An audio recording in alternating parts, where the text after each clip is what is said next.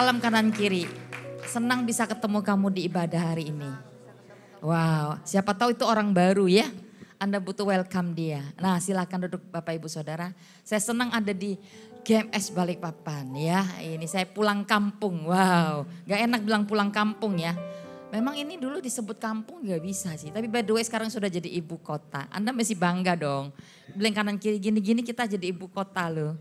Ya, jadi ini bukan kota yang ditinggalkan. Tapi ini kota yang Tuhan sedang lawat. Wah, berarti memang GMS Balikpapan berhasil. Wow, enggak lah ini semua Tuhan ya. Tuhan melihat tempat-tempat yang tidak disangka-sangka. Tapi Tuhan mau hadir dan melawat kota ini. Amin. Nah, saya udah berkhotbah 3 kali. Tadi 2 ibadah umum, 1 ibadah auge. Tema saya sepanjang hari ini tentang pemulihan sebenarnya. Ini masih bulan pemulihan hati Bapak kembali kepada anak. Tadi pergi saya ngomong bahwa gak mungkin Bapak itu memang benar cari anak sih. Jadi kalau kita 99 dia tinggal dia cari 1 domba. Tapi tentunya domba itu harus tahu jalan pulang juga. Anak bungsu yang terhilang itu dia kembali. Memang bapaknya nunggu. Jadi kita harus tahu kembali terkoneksi dengan Tuhan, itu yang membedakan kita menang sebenarnya. Ya tadi pagi ibadah pertama saya ngomong tentang, sampai lupa saya. Ibadah pertama saya ngomong tentang apa ya, Bapa segala yang baik. Tapi sebenarnya itu temanya tentang hati anak kembali kepada Bapa. Tapi oke lah saya ngomong tentang Saul. Orang ini semuanya baik, dia ganteng, dia berada, itu kan idaman semua mertua. Ini tinggi perawakannya, tapi dia masih merasa dia kaum yang paling kecil terhina. Ada bolong di batinnya ya. Nah saya ngomong tentang kalau kita mau siapkan pemimpin nanti jangan sampai udah jadi nanti bolong-bolong di dalam ini membuat dia hancur di tengah jalan.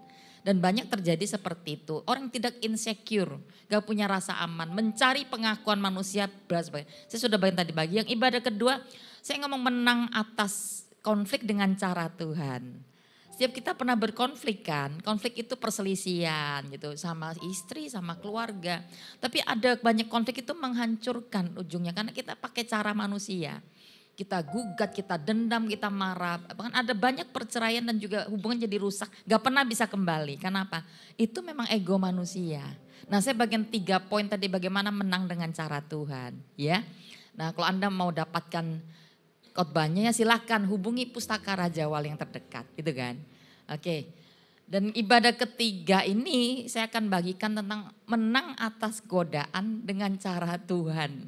Ibadah keempat nanti saya bagian bagaimana Daud jatuh dalam dosa. Dan dosa itu berbuahkan ya bertambah berkembang dari perjinan jadi pembunuhan, mengerikan sekali. Tapi by the way Daud itu pernah tahu bagaimana jalan kembali pulang ya. Nanti kalau Anda mau terus karena ini kan masih kota yang dosa kemana-mana baik 1 hari.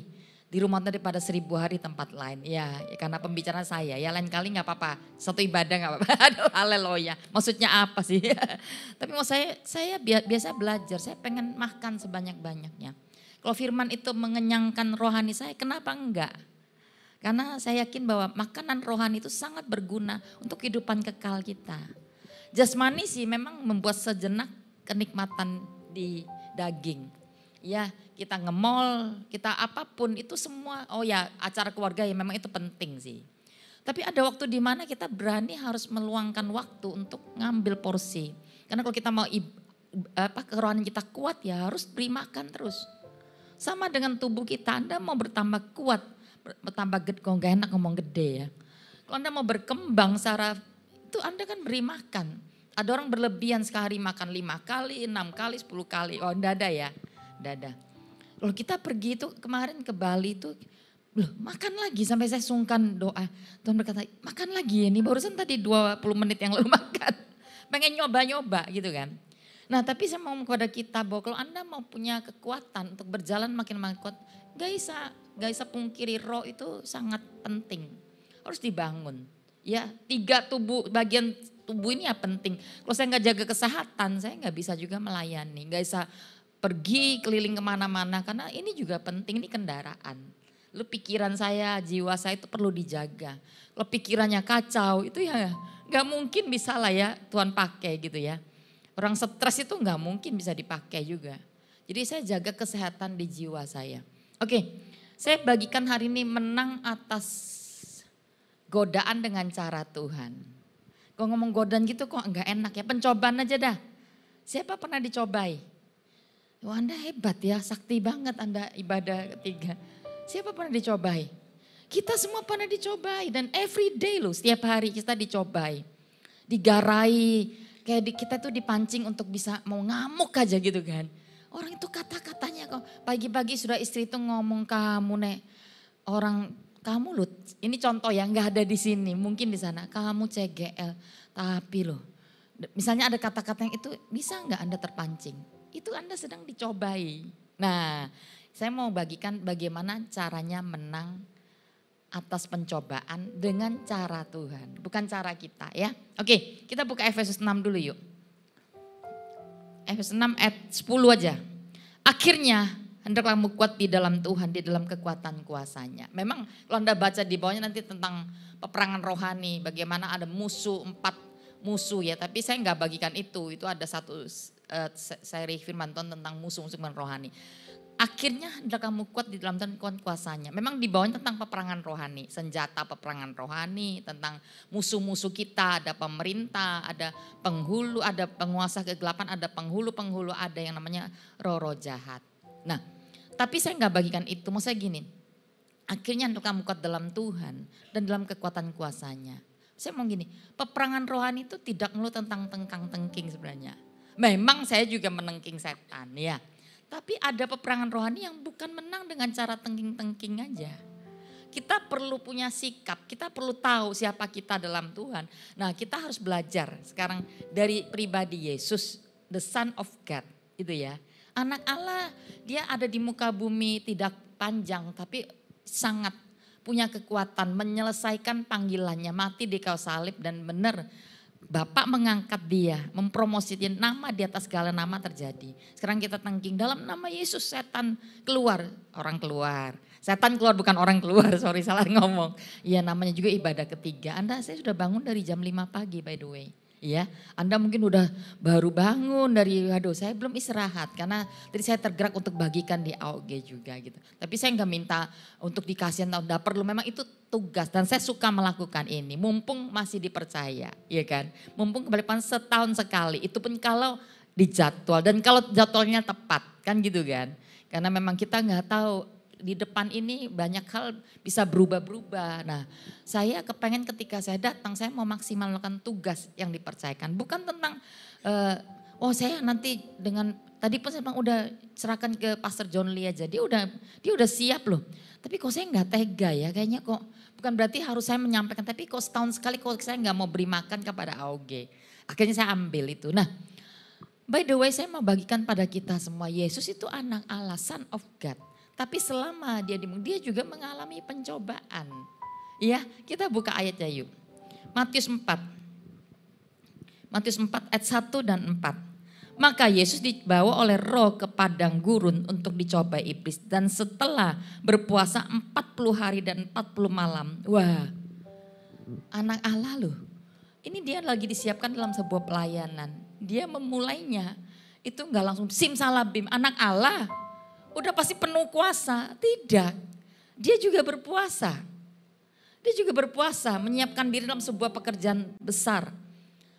Bawa Injil ke seluruh tempat di mana dia pergi. Dikatakan dia berpuasa 40 hari, 40 malam. Akhirnya laparlah Yesus. Namanya juga anak manusia, dia juga bisa lapar. Jadi ini dia juga secara tubuh terbatas loh. Dan dia juga punya perasaan ini anak Allah, iya kan? Dia 100% manusia, dia lapar. Dia lapar dan dikatakan lalu datanglah si pencoba itu dan berkata, jika engkau anak Allah perintahkan supaya batu-batu ini menjadi roti. Tapi Yesus menjawab, ada tertulis manusia bukan hidup dari roti saja tapi setiap firman yang keluar dari mulut Anda. Nah Bapak Ibu, setiap hari, setiap musim hidup kita, setiap hari bahkan kita bisa mengalami pencobaan. Tapi jangan gini, semua kita ngomong setan yang salah dan sebagainya gitu. Memang ada sebagian besar peperangan dalam itu karena karakter kita ya. Tapi memang dia si setan itu penggoda. Dia itu akan mencobai. Dia itu setan yang ingin mencoba menggoda manusia. Setelah digoda jatuh, dia kan intimidasi kita. Saya tadi cerita di AUG tentang Daud. Ya, sudah jatuh pasti orang akan memukul-mukul dada. Aku menyesal kenapa aku jatuh sebagainya. Waktu itu digoda, ayolah kamu gak apa-apa. Meskipun kamu anak Tuhan tapi gak usah radikal, gak apa-apa. Sekarang itu apa ya? Vape ya atau apalah bola ya. Kan saya nggak jatuh tapi kan saya cuma ikut-ikut merokok gitu nggak apa-apa. Ya awalnya itu. Anda mulai terpancing dan Anda. Tapi saya mau ngomong di bagian ini maksudnya gini. Waktu Yesus dia ada di muka bumi, dia itu juga mengalami pencobaan. Yang diserang itu adalah jika engkau anak Allah. Bisa dong, dia kan juga lapar jadikan batu. Jadi roti jangan salah ya. Jangan roti, udah roti jadikan batu ya kan. Kan Anda gak bisa makan batu, Anda bisa makan roti kan. Nah ini dia kondisinya lapar. Yang dibutuhkan apa? Roti. Hati-hati loh orang Kristen waktu Anda sedang punya kebutuhan. Hati-hati. Kata lapar, kata haus itu mungkin bukan terlalu tentang makanan. Ada orang yang dia haus pujian, haus pengakuan gitu kan. Nah Anda tahu Yesus. Dia menang, Matius 3, kita buka yuk. Matius 3 ayat 16-17. Setelah dibaptis, Yesus segera keluar dari air dan pada waktu itu juga langit terbuka. Dan ia melihat roh Allah seperti burung merpati turun ke atasnya. Lalu terdengarlah suara dari surga yang mengatakan, inilah anak yang kukasih, kepadanya aku berkenan. Ini poin ayat 17. Nyambung kan Matius 4 tadi, lalu dibawa ke padang gurun pencobaan. Gini, poin pertama. Menang dengan cara Tuhan atas pencobaan itu gini. Hiduplah dalam kebenaran, bukan dengan perasaan. Iya. Kalau Anda hidup dalam perasaan, Anda mudah sekali tergoncang. Anda mudah jatuh sih. Tadi pagi saya ngomong banyak tentang Saul. Ya. Kebenaran itu adalah tidak bisa berubah. Yesus bilang gini, bisa nggak dia ubah roti jadi batu? Bisa banget. Tapi buat apa? Dia gak mau mencoba mencari pembuktian diri. Wow saya punya kuasa loh. Dia gak gitu. Filipi 2 berkata dia mengosongkan diri. Tidak menganggap kesetaranya sebagai anak Allah. Dia ngosongkan diri. Bukan berarti terus jadi orang yang bisa diinjak bisa apa. Tapi Anda harus tahu prinsip menang. Yesus tidak perlu membuktikan diri bahwa dia anak Allah. Tapi memang dia udah anak Allah. Nah ini kebenaran gini, hiduplah dalam kebenaran bukan berdasarkan perasaan. Kalau pakai perasaan, wah everyday Anda akan digocok sama musuh. Maksudnya gini, saya datang ke satu pulau, saya gak usah cerita ya pulau mana, gak usah dicek regional mana, gereja mana, gak perlu. Jadi kan memang kadang-kadang karena saya orang yang bergerak, membangun kegerakan doa. Jadi kalau saya kemana itu pasti yang kayak bareng itu pendoa. Kan gitu kan. Ada kota-kota yang enggak juga. Jadi mereka perlu, oh ya saya pengen leader ini supaya nanti mereka bisa, ini contoh bisa didoakan. Jadi padahal kan belum tentu didoakan. Karena kalau saya sudah 5 kali khotbah udah terakhir cuma pengen, ya mungkin kadang gak mau ngomong apa-apa juga memang capek. Tapi memang saya tergerak saya akan doakan. Nah ini tim sana dari awal dia barengi saya. Lalu orang ini memang dia pegang doa, lalu dia punya apartemen. Jadi saya bisa tinggal di apartemennya setelah khotbah hari Minggu. Saya seminggu loh di Sumatera, lama ya. Nah lalu hari Minggu selesai, dia bilang, "C ini doakan dong Pak ini dia drive mobilnya orang ini, yang PIC ini. Lalu Bapak ini dia prayer. Kenapa? Kasihan C, dia udah berapa bulan ini susah tentang keuangan. Jadi dia broker ya. Broker rumah, tapi tidak laku satupun. Gak tahu berapa bulan dia bilang gitu, udah dari mulai awal tahun tuh gak laku. Jadi kan gak ada income. Dan dia udah berhutang, lalu anak istrinya kan butuh makan, gitu kan. Oh ya kasihan juga ya udah doa. Nah waktu saya doa, saya itu kamu mencoba membuktikan diri dengan mencoba berjuang untuk mendapatkan, untuk bisa jadi orang gitu ya. Sekarang kan belum jadi orang, katanya gitu. Nggak tahu sih jadi orang itu apa sih, kriteria saya nggak tahu juga. Jadi orang itu ya apa gitu kan. Dia nangis loh. Dia nangis lalu saya doakan, kamu nggak usah buktikan, nggak usah cari pembuktian, kamu bekerjalah untuk kamu ingin mengasihi keluargamu, mengasihi Tuhan. Terus setelah saya doakan, kamu tuh akan buat kejutan-kejutan kecil. Ya, kenapa ada kejutan besar? Saya takut dia kaget, sakit jantung lalu nggak bisa terima. Enggak. Memang dia hanya porsi bisa terima kecil dulu. Ya, jadi Anda harus percaya bahwa ada kapasitas menerima. Anda dengar, ya benar, ini kebenaran. Ada orang berkata, aku mau diberkati besar. Kamu punya kapasitas gak diberkati besar? Kamu bisa melepas gak berkat besar ke orang? Bedanya satu orang dia didoakan tahun lalu, dia bisa beli apartemen namanya. Kenapa? Orang ini gampang lepas. Dia bisa pergi ke satu pulau, dia support satu orang. Dia itu gak murah loh, pergi ke misalnya lintas itu bisa 10 jutaan PP sama misalnya hotel. Itu gak murah. Nah orang ini yang satu dia bisa. Nah sekarang orang ini saya nggak menghakimi ya. Saya nggak tahu kapasitas. Tapi hari Tuhan berkata, aku memberikan kejutan. Ya saya ngomong itu ya pengen ngomong aja sih. Jadi nggak jadi ya saya nggak tahu. Tuhan akan memberkati, kejutan kecil akan datang dalam minggu-minggu ini. Wow berani ya. Ya beranilah orang asal ngomong kok tiba-tiba keluar. Lalu saya pulang dah. Selesai kan.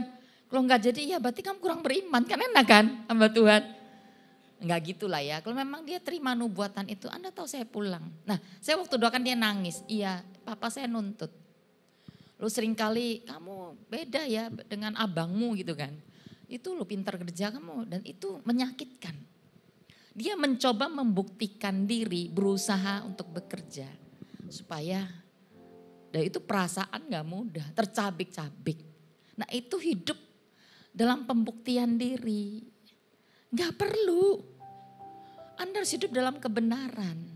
Siapa kamu di dalam tentu penting. Jadi everyday setan akan datang, kamu anak Allah. Kamu CGL, apalagi gak enak ya. Saya dulu memang sempat Kristen kok gitu. Pernah gak Anda dengar gitu? Kamu doa-doa. Emangnya jatuh dari langit uang? Memang sih jangan berdoa aja. Bekerja bro. Bekerja sih itu saya nggak bisa pungkiri. Tuhan nggak akan berkati orang yang nggak bekerja juga, nggak bekerja. Tapi di luar itu kalau Anda sudah lakukan, belajarlah aman. Hidup dalam kebenaran bukan dengan perasaan. Supaya Anda bisa menang. Ini sikap untuk hadapi peperangan rohani. Untuk bisa hadapi pencoba. Emang Anda bisa tengking aja dah. Aku tengking kamu, itu benar sih bisa tengking. Tapi tidak melulu peperangan bicara tengkang-tengking. Bicara sikap mentalmu gimana menghadapi. Waktu Anda punya masalah, Anda mengalami kamu Kristen doa 3 hari, 3 hari. Sering puasa lagi. Gak apa-apa. Identitasmu sebagai anak Allah itu seringkali diserang. Loh Anda tahu Mazmur 42? Siang dan malam loh pemazmur itu nangis. Orang berkata mana, where is your God? Bukankah setiap hari, setiap waktu kita seringkali mengalami pencobaan seperti itu. Waktu keadaan kita belum seperti apa yang dinilai orang. Berhasillah, Anda masih hari ini terpuruk tentang keuangan. Pelayanan juga itu-itu aja. Ke orang itu bisa ya dipakai. Jangan hidup dalam perasaan, hidup dalam kebenaran. Yesus waktu dia mendengarkan langit terbuka. Jadi dibaptis, apakah dia sudah pelayanan? Apakah dia sudah buat mujizat? Belum. Tidak satu prestasi pun yang dia buat. Udah sembuhkan orang sakit? Belum. Udah ubah air jadi anggur enggak? Belum. Tuhan Allah mengasihi dia. Sebelum Yesus buat satu mujizat pun. Dengarkan Bapak Ibu Saudara. Jadi mau Anda hari ini, kalau kita hari ini jadi di pelayanan itu memang hanya memang pemakaian Tuhan. Tapi tidak mengurangi Tuhan mengasihi kita apa tidak. Kalau saya melayani, saya tambah auge tadi nih, Tuhan akan bertambah mengasihi mereka. Tidak, dia sudah mengasihi aku bahkan sebelum saya pelayanan. Dia udah mati bagiku. Itu bukti terbesar kasih Tuhan. Belum saya bisa jadi apa-apa. Kalau hari ini saya pelayanan bahkan enggak apa-apa tak tambah. Saya mau keliling bahkan kalau bisa lebih. Kenapa? Saya ingat betapa Tuhan sudah menyembuhkan, memulihkan hidup saya, memberkati hidup saya. Saya pengen jalan. Saya pengen memberkati setiap tempat di mana bahkan orang berkata, ngapain pergi ke Batu Licin, nanti juga licin terpleset. Anda tahu jauh loh Batu Licin itu. Ini perintisan tidak ambil pun gak apa-apa, tapi saya mau. Itu turun Banjar, sudah naik pesawat turun Banjar lalu perjalanan 7 jam masuk Batu Licin. Ibadahnya cuma satu tapi pernak-perniknya banyak. Ada doa keliling, ada konser doa. Jadi kita tinggal Jumat, Sabtu, Minggu. Minggu turun Banjar, pulang Senin. Waduh itu pas lagi Idul Adha itu loh. Waduh kenapa ya Idul Adha aku pilih pergi ke Batu Licin, mending saya holiday aja kan gitu. Tapi bukan itu maksudnya. Sebelum saya satu mujizat, Tuhan sudah mengasihi saya. Jadi ingat itu ya, ketika Anda mengalami pendarahan gak enak. Jatuh bangun dalam pencobaan apapun hari ini. Contoh Anda masih dalam keadaan terpuruk. Tentang keuangan, keluarga. Di sini ada istri mungkin tentang suami. Suami juga hati-hati waktu Anda mengalami sedang masa-masa itu kekurangan, kelaparan. Jangan mencoba cari pembuktian diri. Jangan pakai perasaanmu. Setan akan hajar kamu habis. Tapi pakai kebenaran. Ya, siapa Anda dalam Tuhan? Aku son of God. Aku orang yang sudah Tuhan tebus. Yesus tahu, aku anak Allah. Jika engkau anak Allah, jadikan dong. Dia bilang, tanpa aku jadikan batu, aku sudah anak Allah juga. Aku udah dikasih, aku udah berkenan. Tangkap ya. Tapi bukan berarti, wah gak usah lakukan apa. Bukan itu ya, bukan itu.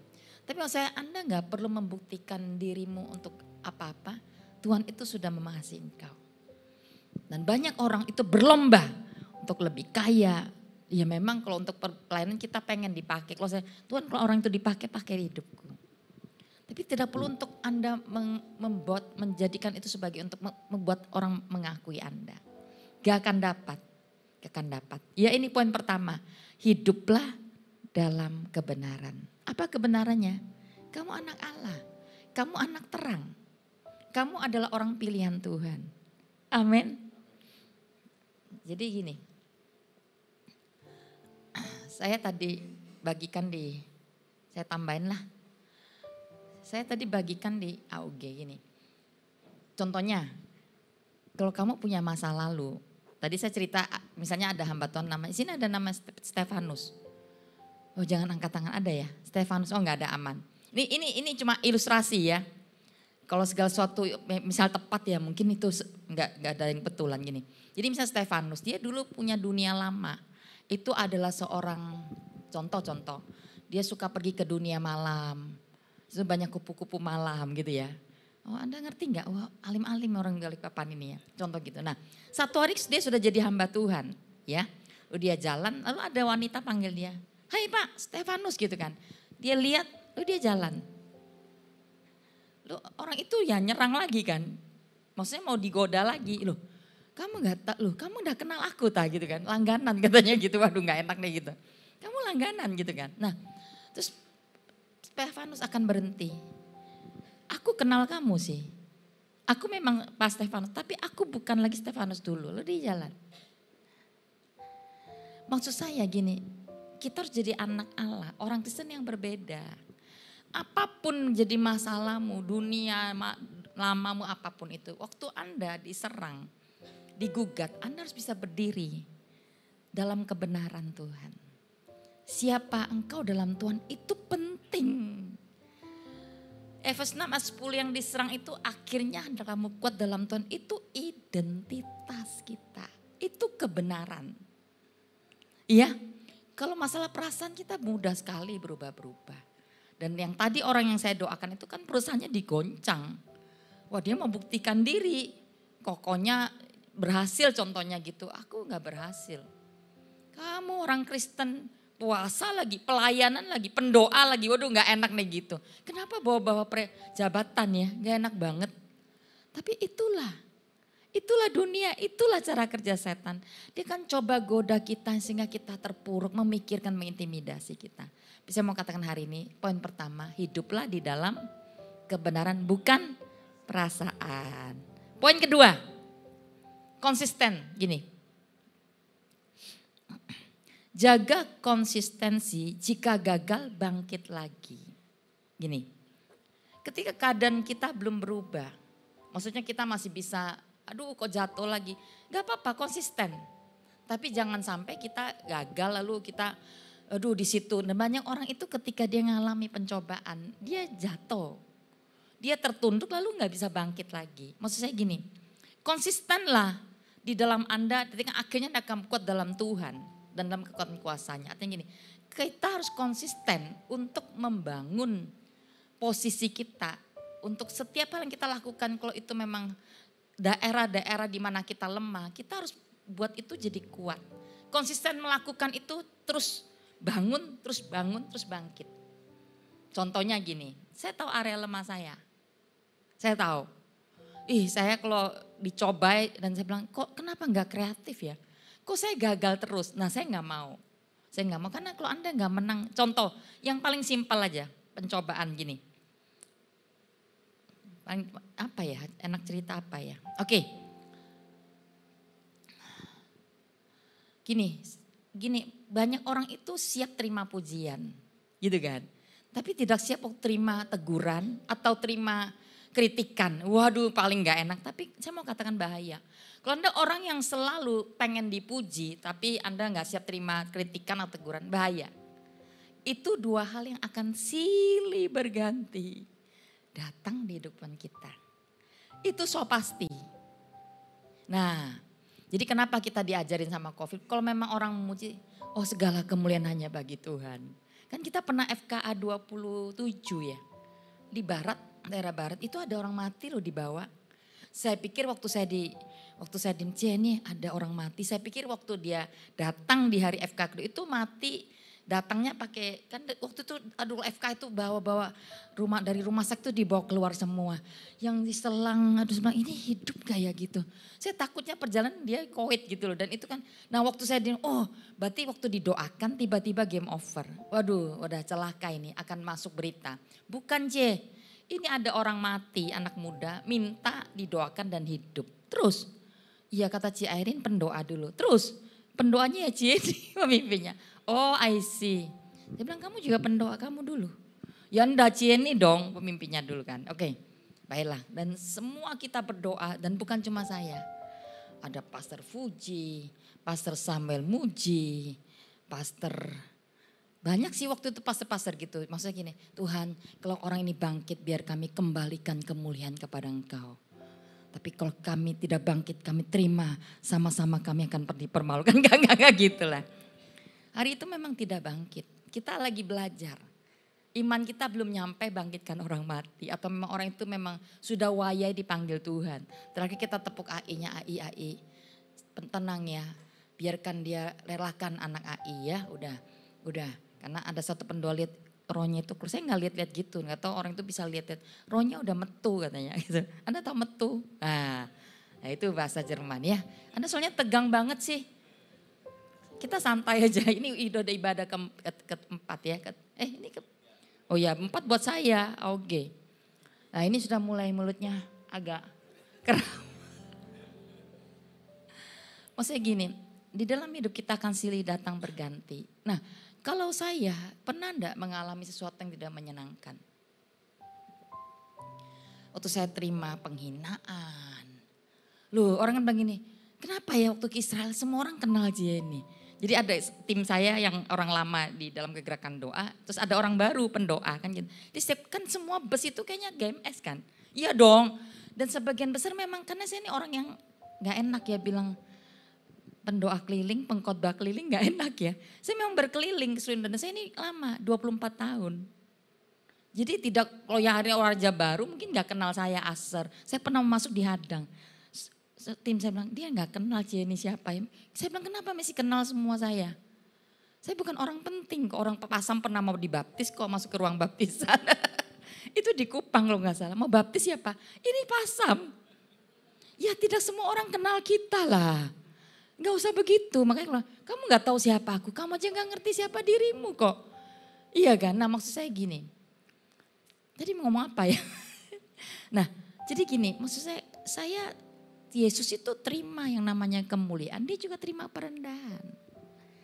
Kalau kita nggak bisa navigasi hal-hal yang itu cenderung tentang apa yang jadi ego kita, bahaya loh.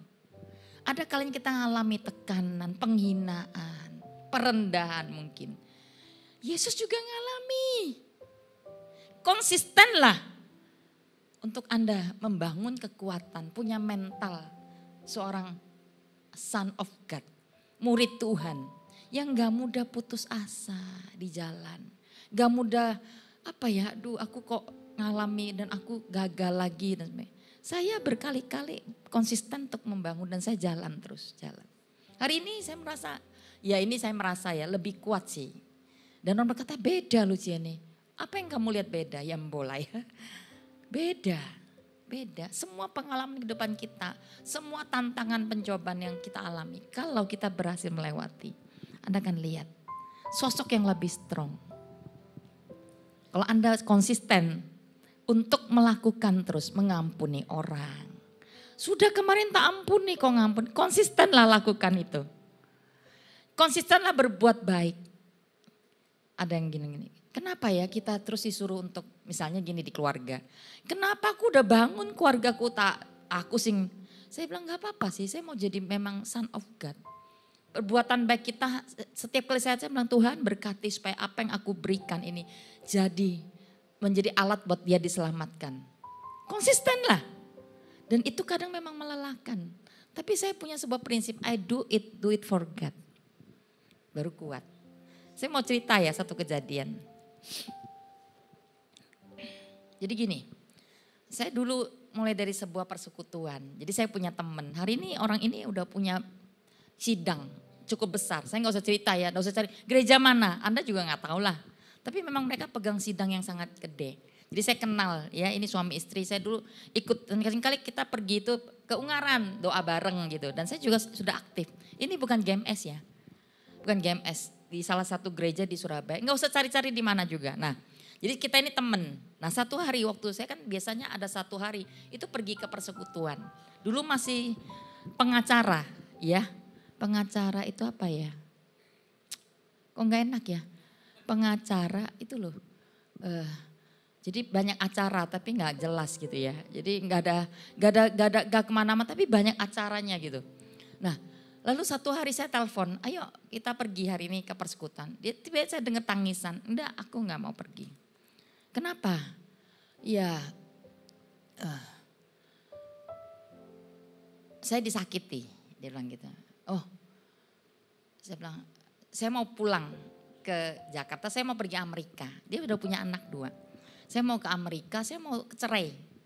Wah saya dengar gitu ini tahun. Datanglah saya, rumahnya enggak jauh sih dari rumah saya. Saya datang, memang kopernya gede banget. Artinya dia memang mau pergi untuk selamanya. Kalau pergi bawa koper gede hati-hati ya Bapak Ibu, hati-hati. Itu kalau memang keluar negeri. Tapi ini dia benar beritikat untuk cerai udah nggak bisa. Kenapa? Terus dia bilang iya tadi malam saya ngalami sesuatu. Kenapa? Saya itu dilempar sumpit sama suaminya. Nah suaminya ini kalau dulu itu CGL, dulu ya, sekarang udah gembala. Jadi naik terus posisinya gitu kan. Udah mungkin CGL terus Anda, lama-lama jadi gembala, tinggal di mana? Mau Batu Licin, Batu 4 atau mana-mana saya nggak tahu. Kan banyak kan. Nah, lalu dia contohnya hari ini CGL gitu kan. Iya kemarin saya dilempari sumpit. Loh kenapa? Ya nggak tahu, pokoknya saya dilempari sumpit. Tapi bukan itu yang, setelah itu dia bilang kamu hari ini gak usah pulang. Kamu pergi pergilah ke satu hotel. Nah itu hotel tempat gak gena. Anda tahu gak gena? Nangkap ya? Bahasa gak gena itu apa ya? Gak benar lah ya. Gak benar. Repot ini. Jadi kamu ke sana. Jadi dia sebut satu hotel yang itu tempat memang tempat wanita-wanita nggak jelas di sana. Lalu orang kan murah juga. Dia sangat terhina. Dia sangat marah. Bukan karena sakitnya lemparan supit, tapi kata-kata suami, saya mau cerai. Roni, saya dia khotbah apa gitu, kok dia bisa, saya bilang, dan secara temen, wah iki saya juga mau, ini temenku nih, kudu ya apa ya Gi ya. Ini orang yang saya lihat dia figur seorang pemimpin, kok bisa dia lakukan itu buat istrinya. Tapi tiba Tuhan ngomong gini, kamu ajak dia berdoa dulu. Wah ini namanya menang dengan cara Tuhan ya. Lalu yaudah ayo kita ke kamar kita berdoa. Nah waktu doa saya bilang tadi malam kamu diapain? Saya dilempari sumpit.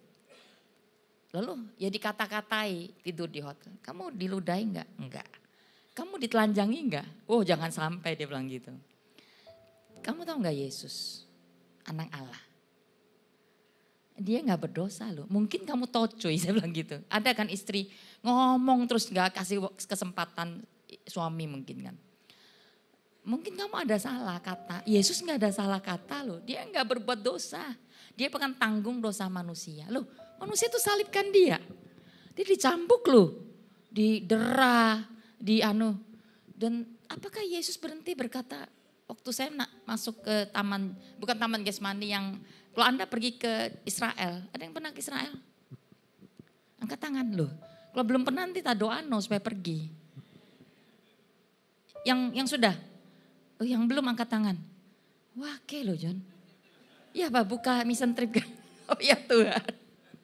Anda kalau pergi Israel itu ada nama jalan Via Dolorosa. Ya saya pertama kali pergi, saya seneng ya bisa angkat salib. Sekarang sudah enggak gitu-gitu, apalagi kita ribuan. Waktu saya Pastor Yudi, Pastor Yudi di depan saya kenapa kok enggak nangis dilawat Tuhan gitu ya. Memang benar hadirat Tuhan kuat.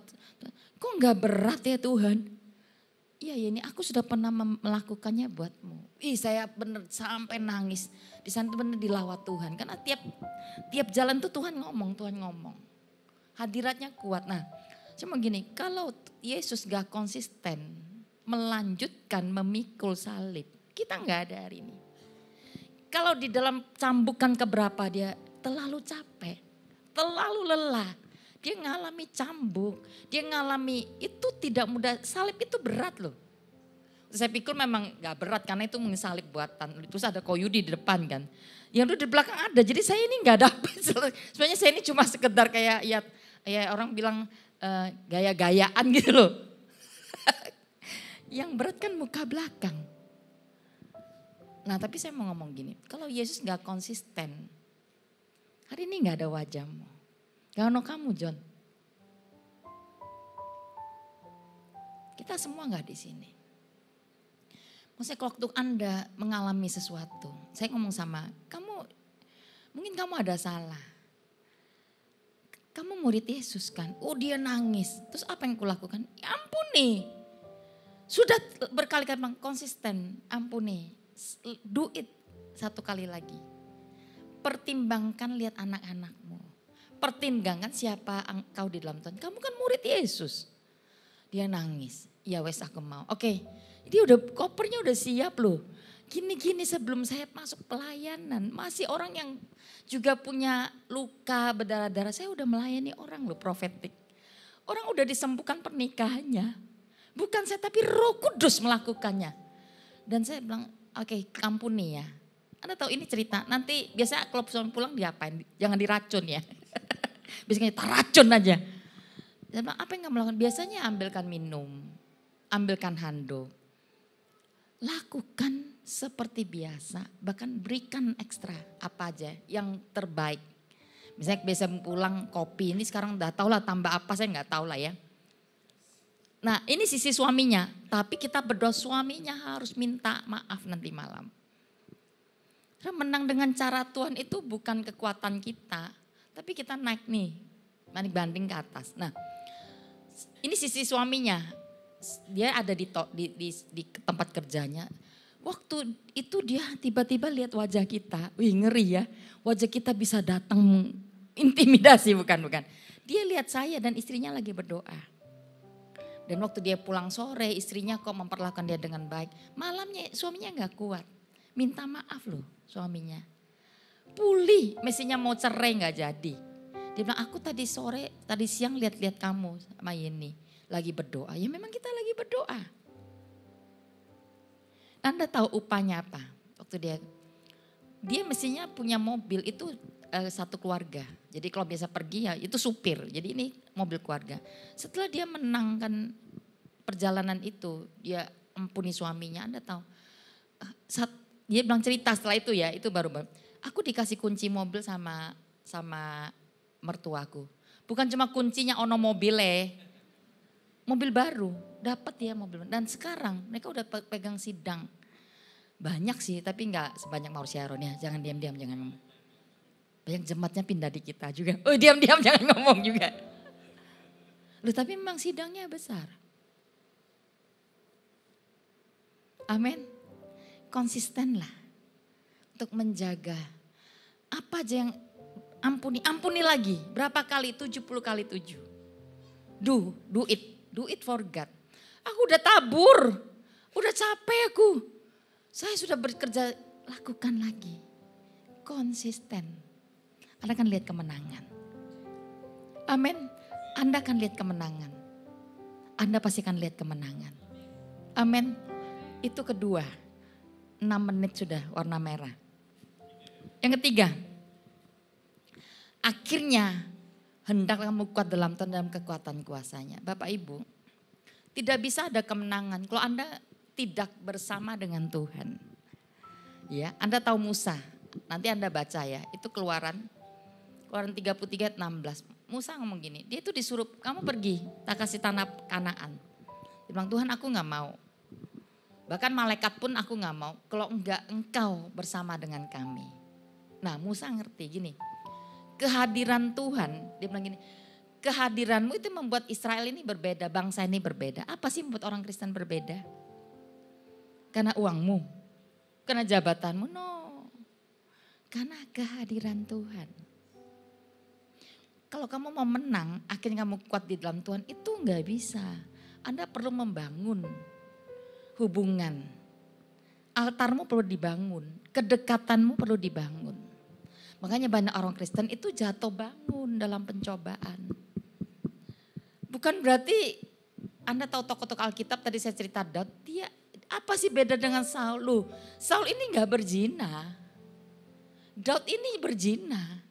Tapi kenapa reputasi sepanjang sejarah itu raja termasyhur itu Daud. Semua mazmurnya hari ini kita bisa belajar tentang hadirat Tuhan. Itu Daud. Karena Anda tahu orang ini pembangun. Dia pengejar hadirat Tuhan. Ini poin. Ya kalau Anda mau menang, mengalami tantangan, pencobaan, Anda nggak bisa dengan sendiri. Anda mesti pakai kekuatan Tuhan. Nah kekuatan Tuhan itu adalah urapan tuh kemampuan Tuhan di dalam kita. Kenapa banyak orang gagal? Karena dia nggak punya. Dia nggak punya bonding dengan Tuhan. Oh saya punya bonding sini dengan sersan, dengan kolonel. Ya itu memang saya tahu sih. Itu memang membedakan. Contohnya ada orang, enak lu kalau misalnya keluar ngomong aja nama ini. Lalu kamu bisa lolos, saya bilang oh ya gitu dah. Misalnya kita lagi kena polantas atau apa. Tapi kan memang kita salah ya salah, bayar kan gitu kan. Jangan pakai nama, aku GMS loh, gak laku. Aku anak Allah, siapa itu? Nah, perkuat hubungan kita dengan Tuhan. Kalau Anda mau jadi gereja yang kuat, Tuhan sedang menyiapkan Anda GMS Balikpapan. Karena saya ngomong GMS, nanti kalau saya ngomong nanti Palembang, saya ngomong Palembang. GMS Balikpapan, Tuhan sedang siapkan Anda. Jadilah leader yang kuat karena Anda punya hubungan dengan Tuhan. Enggak apa-apa, di dalamnya masih, di luarnya masih gak punya apa-apa, tapi dalammu udah kuat berakar sama Tuhan. Kekayaan orang Kristen itu di dalam dulu. Saya ngomong Salomo itu lo pinter. Kamu minta apa Salomo waktu Tuhan, coba malam ini Tuhan datang. Minta apa sih kamu? Aduh aku pengen, jangan tambah istriku Tuhan kurang Tuhan. Aku pengen rumah. Hati-hati Salomo enggak, dia minta kekayaan rohani. Dia minta hikmat. Anda tahu Daud? Tadi pagi saya ngomong, Saul itu membangun mezbah, itu pertama mezbah mula-mulanya waktu dia kepepet.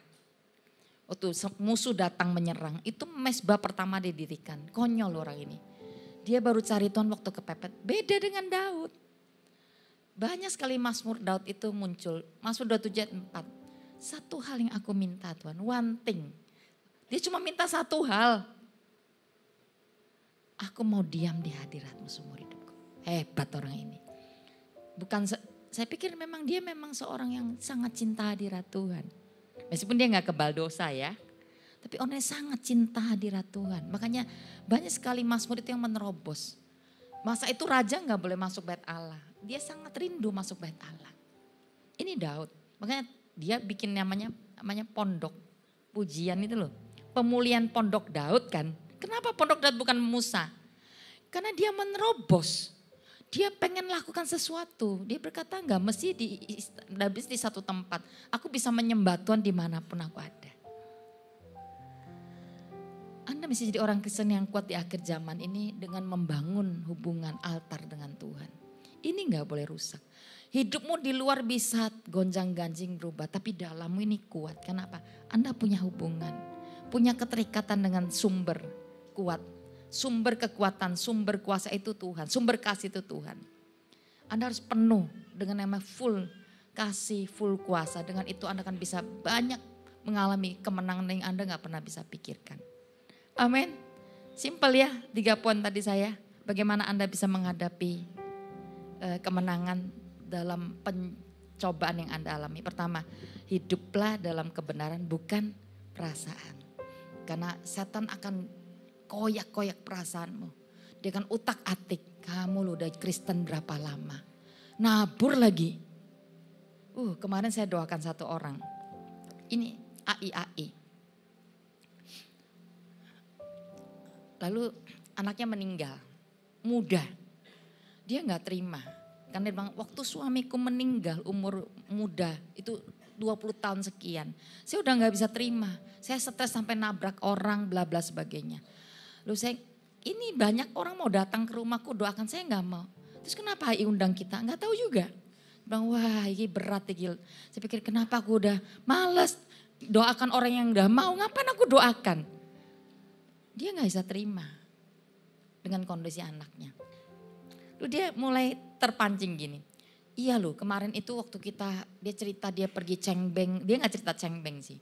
Lalu anaknya ini ucapkan satu ayo nanti kita sama-sama. Kokonya bilang, aku gak mau dan sebagainya. Dia bilang, sejak itu saya gak pernah mau lagi ke kuburan. Maksudnya dia pikir suaminya jadi setan. Ini kira-kira ya. Ai terintimidasi gitu, kenapa? Jadi saya gak ke kuburan gak apa? Ya gak apa-apa Ai. Gak ada yang marang. Ai mau pergi-pergi yo. Itu udah orang mati gak bisa apa-apa. Nah setan kejar dia. Goda dia dengan apa yang dia pikirkan itu jadi loh. Dia pikir karena anaknya ngomong gitu disamber. Ya dia bilang karena gitu saya gak mau lagi datang ke kuburan. Padahal setelah suami dia tiap malam katanya datang ke kuburan yang lalu. Saya udah lega dan saya doakan, saya bilang Ai kok berat ya. Saya gak mau ketemu siapa-siapa. Lalu saya akhirnya doakan lalu pulang. Terus anaknya apa? Saya bilang Ai ini ngapalin alam. Dia bilang gak pernah bisa tidur malam. Minum obat. Dan itu saya sudah minum, hari ini gak boleh minum, sudah minum 3 ya udah silakan tidur, minumlah terus saya bilang gitu. Sebelum kita datang dia udah minum 3 katanya, waduh berat nih. Saya pulang, lalu anaknya cerita. Lalu saya tanya, coba tanya cerita anaknya gimana. Iya lu tanpa sadar kok dia gak ngeluh lagi ya berapa hari ini. Saya tanya, ada perubahan? Biasa enggak ada. Dalam hatiku, wah ini kelas berat ini. Biasanya saya ngalami kelegaan itu kan tenang kan. Tapi saya tahu sesuatu terjadi. Tuhan sedang membuka sebuah paradigma yang salah. Setan seringkali menyerang kita waktu kita sedang mengalami masa-masa ada di lembah. Hati-hati. Yesus itu masa di lembah padang gurun. Kalau engkau lapar, jadikan batu jadi roti. Hati-hati di masa-masa kita sedang lapar, kosong. Di masa dimana kita sedang mengalami kekurangan. Itu masa-masa ujian yang tidak mudah. Iya, saya ngalami pernah masa-masa kekeringan. Kekeringan tuh banyak, ada kekeringan rohani. Ini kekeringan bener-bener. Aduh ngomong gitu gak enak, itu ujian bagi hamba Tuhan. Itu biasanya ya ampun, karena memang keluarga saya waktu pindah itu banyak kali tiba-tiba orang tua saya sakit bersamaan. Itu deposito habis sekaligus. Makanya Man ya rumahku nggak jual sekarang berapa M ya. Saudara ini tuh ya kamu terlalu tinggi memberikan nilai lah saya bilang gitu. Enggak segitu saya bilang gitu. Kita jual itu enggak sampai gitu. Enggak ada ember-embernya. Tapi udahlah ya toh, Tuhan bisa memberikan lebih daripada ember-ember itu. Nah maksudnya gini, kita harus sadar bahwa di dalam masa-masa lembah kelam, ingat bahwa ada janji Tuhan yang lebih besar yang Tuhan akan berikan pada kita.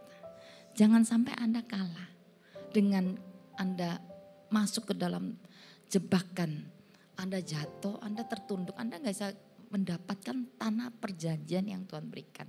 Tadi ibadah saya berikan ilustrasi sangat bagus. Ya saya bilang, contoh ya, ini ada GMS Run toh.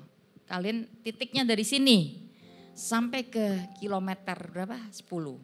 Hadiahnya 200 juta. Ya nanti siapa nama Bapak?